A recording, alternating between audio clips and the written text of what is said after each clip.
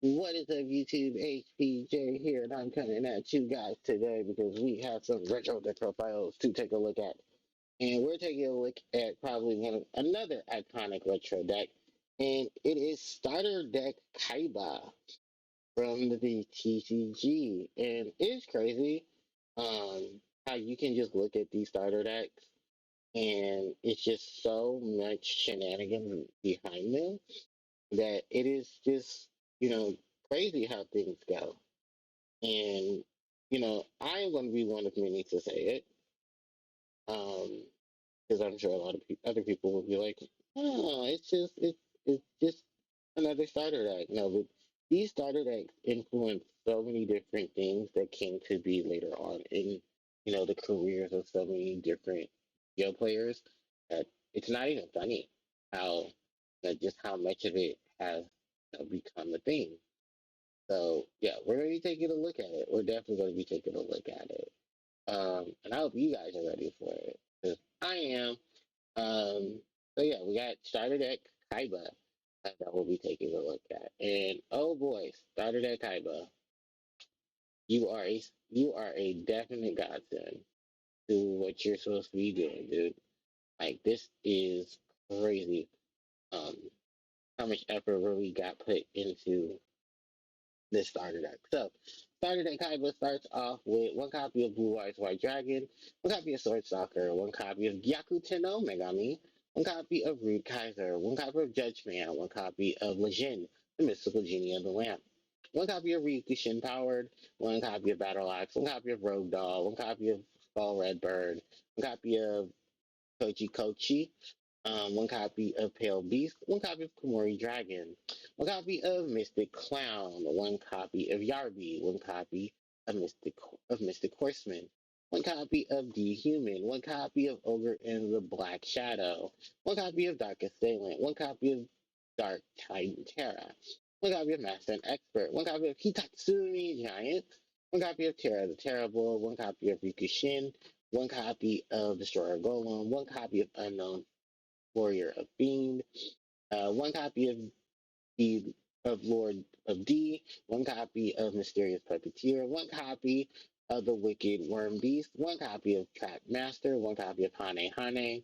Then for the spells, we have a copy of Ancient Telescope, one copy of Dispel, one copy of Kazi, one copy of the Buddha Summoning Dragon, one copy of Remove Trap, one copy of Dark Hole, one copy of Fissure, one copy of The Unexperienced Spy, one copy of Dark Energy, one copy of Invigoration, one copy of Shogun, one Monster Reborn. For the traps, we have one Trap Hole, one Reinforcement, one Castle Wall, one Just Dessert, one Reverse Trap, one two-prong attack, and one ultimate offering. Yeah, ladies and gentlemen, this is the amalgamation of what is to be the Seto Kaiba structure deck, the starter deck. There's a lot to unfold in this, and I ain't gonna lie, there's a lot to unpack from this.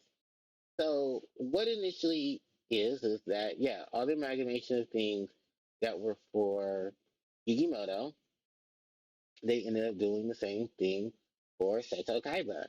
And while Yugi's ace is the Dark Magician, Kaiba's ace is, of course, the ever famous um, Blue Eyes White Dragon. So, what is the things with Blue Eyes? Well, Blue Eyes has the bigger stats. Blue, Blue Eyes has like an amalgamation of monsters um, devoted to him. There's a plethora of things that, just ultimately changed for, Yugi as opposed to what they did for Kaiba. So when you do take a look at, you know, the amount of things being pushed into this, you see a structure deck, you see a starter deck, and it's just like, you see the differences of things, but you can also see the potential of things. And at that time, potential, Blue Eyes had the bigger stats. People were using Blue Eyes. I'm sure people were trying to counter Blue Eyes, like bumping up their summon skulls or setting up their combo to run over the Blue Eyes White Dragon. But um, similar to Yugi in terms of the cards that are here, yeah, we have a lot of normal, not even on the front. But we got a lot more tributes to Yugi, I would say. So Yugi's had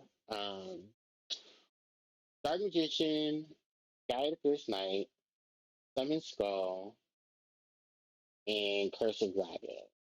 So one, two, three, four. There are five here in Kaiba's in the forms of Blue Eyes White Dragon, Sword Stalker, Gyakuten no Megami, Rude Kaiser, and Judgment. So for the Yugi's five. In terms of just the monsters that float around, um, Legit, are you a spellcaster? No, you're a dark fiend. So, um, to contradict the light Neo's the magical swordsman is Lejeune, the mystical genie of the lamp, a dark fiend with 1800 attack instead of 1700. Um, you do have Rogue Doll as well. I guess you could say she could be accounted to him as well. Kaiba doesn't have any defensive monsters in his deck. They're all very much offensive where Yugi had a lot of defensive monsters in his deck. You had the Ancient Elf, you had Mystical Elf, you had the Giant Soldier of Stone, but you have a lot of the big brutes here in Kaiba.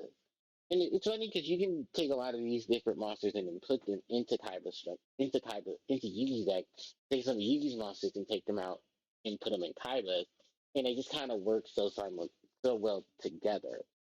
And I have to say, like, it's a lot of really good things here, a lot of standout monsters throughout the game. Um, I love the Skull Red Bird, though, I have to say. My bird. I love my birdies. Um, Kamari Dragon is not actually Kaiba's. This is a monster that belongs to Yugi, and Yugi was the one that sent me against in his duel against Pegasus. And I think Pegasus uses the Dragon Capture Guard against you, steal his Kamari Dragon, try to use it against Yarby is a dinosaur. Those are more connected to Rex Raptor. Hane Hane over Man Eater Bug. You know, return the monster instead of destroying it. So if you turn something that your opponent had to waste a whole bunch of monsters to play, you Hane Hane it back to the hand. Not Hane Hane, because it's supposed to mean feather feather. I don't know what his OCG name is initially, but called him. Some of us called him Hane Hane. Some of us has called him Hane.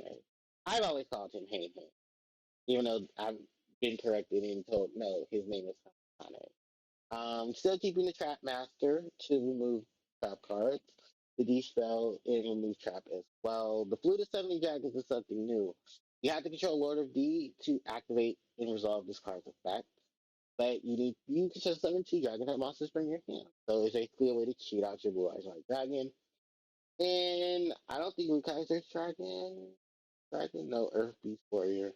So yeah, I guess in a way you're just here to stable this on the, buy another structure that could get the big beaters, the high static monsters, triple legend, maybe a Gyakuten Omegami or two, a couple of Yarbis, um, some Destroyer Golems, some what was that guy right there? Komori Dragon. You got a couple of mountains from Legend of Blue Eyes. Definitely take advantage of those. Because remember, a lot of this stuff does come from Legend of Blue Eyes, and it's reprinted strictly in here. Your Dark Coals, your Ageki, stuff like that. Cotton Greaves, all the staple stuff that you could potentially use. And just drop off a lot of monsters. Um, while it is very apparent, though, that I can honestly say this is probably going to be shorter than Yugi's, because Yugi's there was so much there to talk about. A lot of these monsters don't have their own archetypes, but belong to other monsters. Primarily, when you think about it, the only one that really had any shine here is the Blue Eyes White Dragon, because, Kaiba. Throughout the years, Kaiba has always had a ton of Blue Eyes support. We had Blue Eyes Ultimate, we had Blue Eyes Shiny, we had Paladin of White Dragon, just the little tidbits of things to come here. When it comes to just stable Yu-Gi-Oh stuff, Kaiba is what I would classify as the beatdown player, the dragon beatdown player. You can put a whole bunch of beatdown monsters, and then Kaiba will take advantage of those cards and utilize those cards to his advantage. This is why I think cards like Legion work really well in here. Some of the lower level static monsters like Root Kaiser, also take a good staple here. Like it's just so many different things in here. Like you can literally just take advantage of without happening to be like, yeah, this is gonna work or this isn't gonna work. But then it just works out, and then it just pans things out, you know, alternately. Yeah, definitely some staple stuff here. Uh-huh. Yeah, a lot of just really cool stuff. Chew on. There are retrade of Gyaku no Megami. He focuses on effect. Rogue Doll is not seen in Kaiba's deck. She's actually with Loomis and Umbra, and they use her in combination with Master Brutality. And like Curse of the Mask, where cards that you would have to pay life points for, you didn't, so they wouldn't have to pay life points for Rogue Doll equipped with Master Brutality. Shiny this with Master Brutality as well. Hitatsumi Giant, funny enough, was the level 4 beat stick in Japan that they use. It's also iconic with Kaiba because Kaiba used Hitatsumi Giant as its first opening ploys against Yugi when they were filming for, the Blue Eyes White Dragon that Kaiba ripped up. And then again, where Evil Kaiba, the puppeteer, that was faking as Kaiba, had Kaiba's deck and everything. And he started off with Hitachi Giant, saying, like, yeah, this is, I am Kaiba. And then once he got that blue eyes, it was like, oh, yeah, you might. He got, but then no, it turned out it wasn't even Kaiba, it was just somebody. What we don't see here is a fusion monster known as the Rapid Horseman. And as a combination of Kaiba's Battle Axe and his Mystic Horseman, they become one fusion monster. Then not too many other cards here I could say have any like retort to them, honestly. The Lord of Dido, but that's only because it follows up with Blue Eyes White Dragon.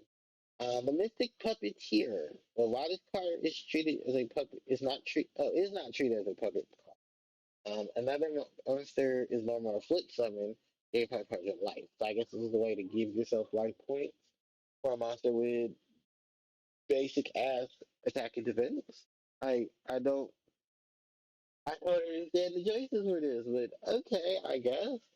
Um, Uzuki over John Kito, the Cure Master. Kaiba does the burn. Yugi does the heal. Ancient Telescope to look at the deck. No, look at your opponent's deck and then see what cards they could potentially draw. Unexpected, the unexperienced spy to look at your opponent's hand. It's really weak cards. Honestly, I guess they just wanted to fill her in some. But the things that you see in Yuki's are just a lot better. Wabaku for defense, um, Soul Exchange and Change of Heart to take your opponent's monsters and use them for tribute. Which is funny though, because Yugi only has one less tribute monster to tribute than Kaiba did.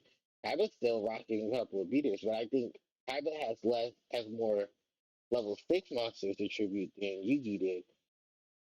Which that is also funny too, because Kaiba owns Soul Exchange and not Yugi. Yugi doesn't even own Change of Heart. That's Bakura's card.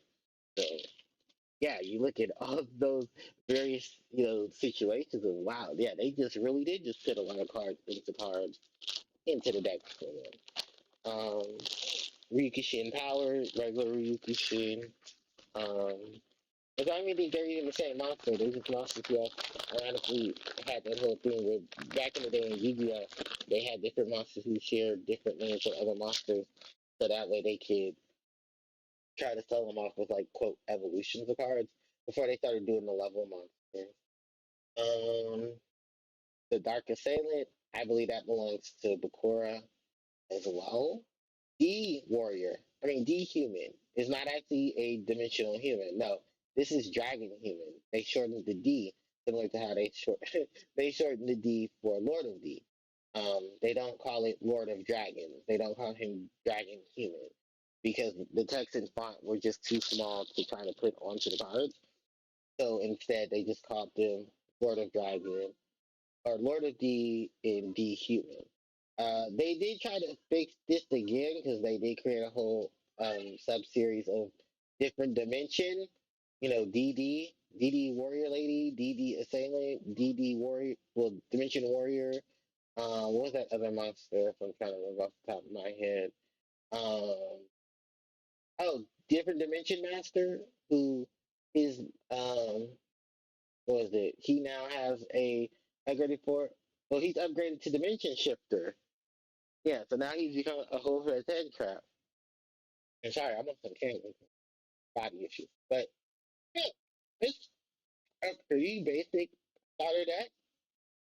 A pretty basic starter deck stuff. So not really anything to really I would say have to capitalize on. But as a retro deck, this is what people play. You know, people take these, took the pieces that they wanted from them, probably bought more than probably about two or three of them, just like you have multiple of. I see those blue eyes, and just bam, here you go, deck work. So yeah, that's just my look at the starter decks for Yugi and Kaiba. Then we'll have starter decks for Joey and starter deck for Pegasus. And oh boy, I can't wait to crack those two open. So, with that said, and then let me know what you guys think of starter deck Kaiba. How do you guys feel about starter deck Kaiba and the things that starter deck Kaiba and the differences between starter deck Kaiba, starter deck Yugi? I will, of course, be doing their reloaded versions and their upgraded versions that were OCG exclusive in other videos. Thanks, everybody. Don't forget to like, comment, share, and subscribe to the channel as it helps me out tremendously. You can hit the notification bell to be informed of when I upload more content to my channel. There's still many links are in the description box below, so you guys want to catch me on stuff like IG, Twitter, and more, you definitely can. And with that said, thanks everyone for watching. HBJ signing out. Take care.